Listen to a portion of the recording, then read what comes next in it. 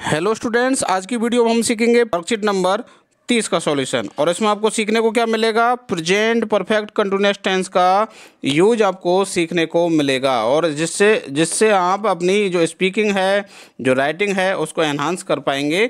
इसीलिए आपकी जो स्किल्स हैं वो कौन कौन सी रहने वाली हैं, स्पीकिंग एंड राइटिंग।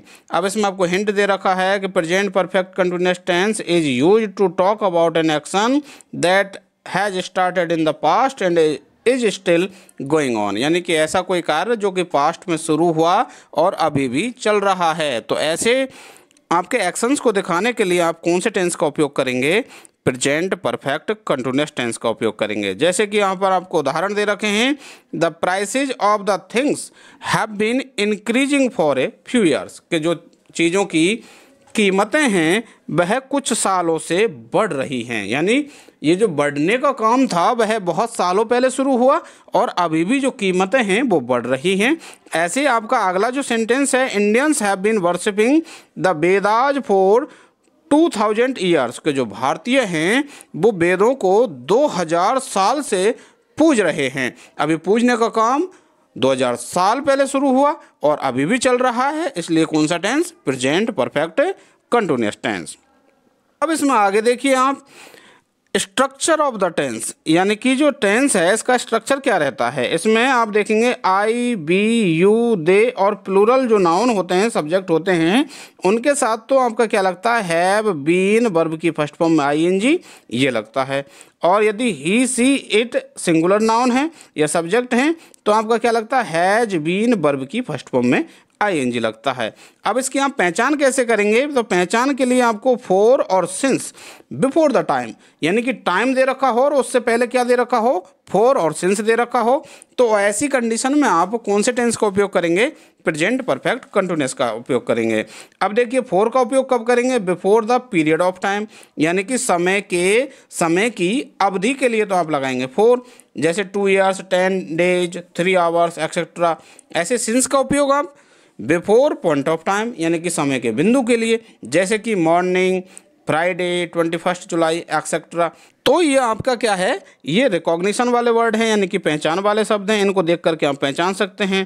अब देखिए आपको यहाँ पर कुछ सेंटेंस दे रखे हैं, इन सेंटेंस में आपको क्या करना है, कुछ अफर्मेटिव सेंटेंस दे रखे हैं और उनका आपको क्या बनाना है, नेगेटिव सेंटेंस बनाना है। तो साथियों उसमें नेगेटिव बनाने के लिए आपको क्या करना है कि जो हैव या हैज और उसके बाद में जो बीन है ना, इनके बीच में क्या लगा देना है, नॉट लगा देना है। जैसे आप यहाँ पर देखेंगे, I have been learning music for 2 years, ये तो आपका हो गया अफर्मेटिव। अब इसमें आपको नेगेटिव बनाना है, तो ये जो नॉट है देखिए कहाँ लगा, हैव और बीन के बीच में। तो इस तरीके से आपको प्रत्येक सेंटेंस में नेगेटिव बना देना है। अब इसका इंटेरोगेटिव बनाना है, तो जो हैज या जो हैव है उसको कहाँ ले आना है, बाहर ले आना है। जैसे यहाँ पर ये देखिए आप हैव बाहर आ गया और आपका क्या बन गया, इंटेरोगेटिव बन गया। ऐसे यदि आप इसको नेगेटिव बनाना चाहते हैं तो आपका नॉट कहाँ लग जाएगा, यहाँ पर लगेगा। ऐसे आप इसको नेगेटिव बनाना चाहते हैं तो नॉट कहाँ लग जाएगा, यहाँ पर, हैज के बाद में। और यदि आप इनको इंटरोगेटिव बनाना चाहते हैं तो ये जो हैव है वो कहाँ आ जाएगा, यहाँ बाहर आ जाएगा। ऐसे इसका जो हैज है वो कहाँ आ जाएगा, बाहर आ जाएगा।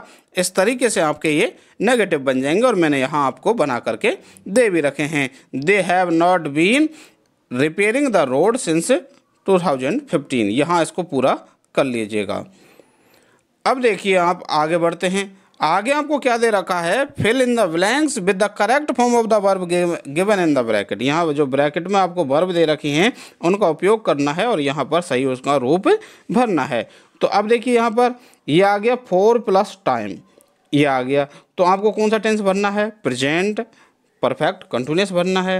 प्रेजेंट परफेक्ट कंटिन्यूअस मतलब सिंगुलर है तो हैज और प्लूरल है तो हैव और उसके बाद बीन, वर्ब की फर्स्ट फॉर्म में आएंगी। अब यहाँ सी सिंगुलर है इसलिए हमने क्या लगा दिया, हैज, और उसके बाद में बीन और वर्ब की फर्स्ट फॉर्म में आएंगी, तो क्या बन गया, हैज बीन प्रैक्टिसिंग।